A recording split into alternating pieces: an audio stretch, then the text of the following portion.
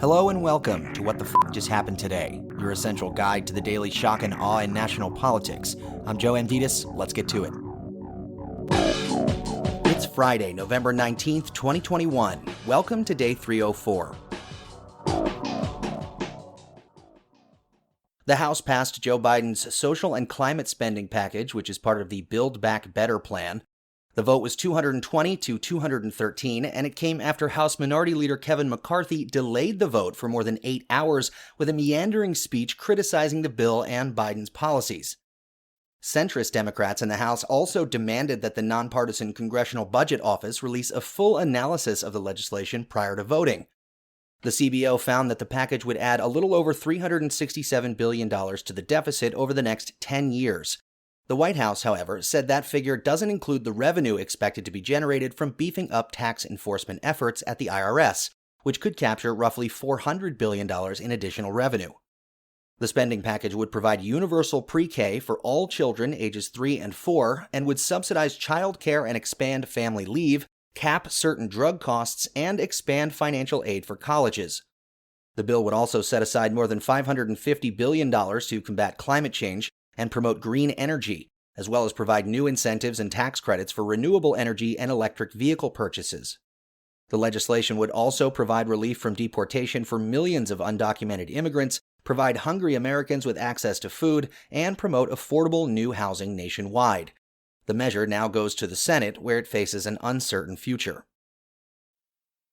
Meanwhile, all American adults are now eligible to receive a coronavirus vaccine booster.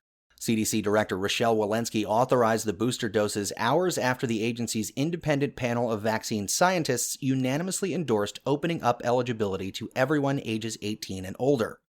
The panel said all American adults may opt in for a booster, while those 50 and older should get a booster. Earlier in the day, the FDA authorized Pfizer and Moderna boosters for people age 18 and up. Moving on, Joe Biden nominated 2 new members to the U.S. Postal Service Board of Governors, replacing key allies of Postmaster General Louis DeJoy. Biden nominated Daniel Tangerlini, a Democrat, to replace Board Chair Ron Bloom, whose term is expiring. Biden also nominated Derek Kahn, a Republican, to replace Republican John Barger, whose term is also expiring.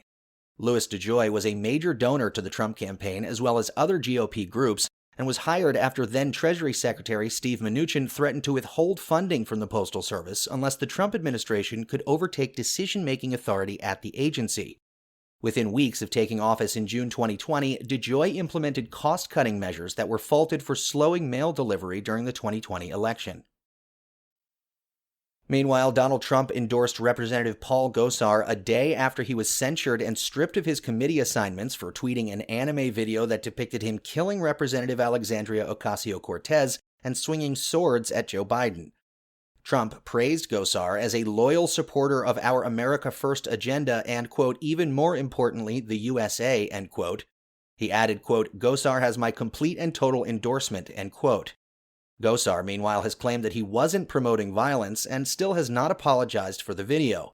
He is also reportedly soliciting the names of Democrats who should be stripped of their committee assignments in a Republican-controlled House. In February, the House removed Representative Marjorie Taylor Greene from her 2 committee seats for embracing baseless conspiracy theories and supporting violent rhetoric against Democrats, including the assassination of Nancy Pelosi.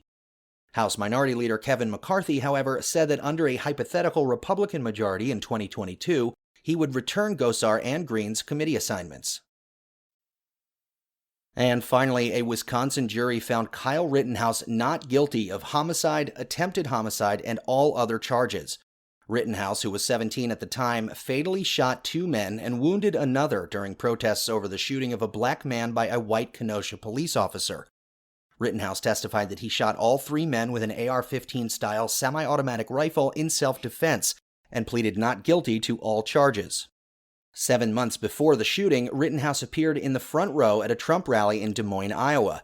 His social media presence at the time was also filled with him posing with weapons, posting Blue Lives Matter, and supporting Trump for president. Biden, meanwhile, acknowledged that the verdict in the trial, quote, will leave many Americans feeling angry and concerned, myself included, end quote, but urged Americans to accept the verdicts and remain peaceful in their protests. Quote, look, Biden said, I stand by what the jury has concluded. The jury system works and we have to abide by it, end quote. The verdict cannot be appealed. And in the polls, Marquette Law School says 60% of Republicans want Trump to run again for president in 2024. Overall, just 28% of Americans would like to see Trump make another crack at the presidency, while 71% say they don't want him to. And Quinnipiac says 46% of voters say they want the Republican Party to win control of the House of Representatives, while 41% prefer Democratic Party control. 46% also say they want to see the Republicans win control of the Senate, and 42% say they want to see the Democrats win. That's all for now. You can find the links and sources for all of these stories on the main website. And as always, visit whatthefjusthappenedtoday.com for the latest news and headlines. Until next time, I'm Joe Anditas.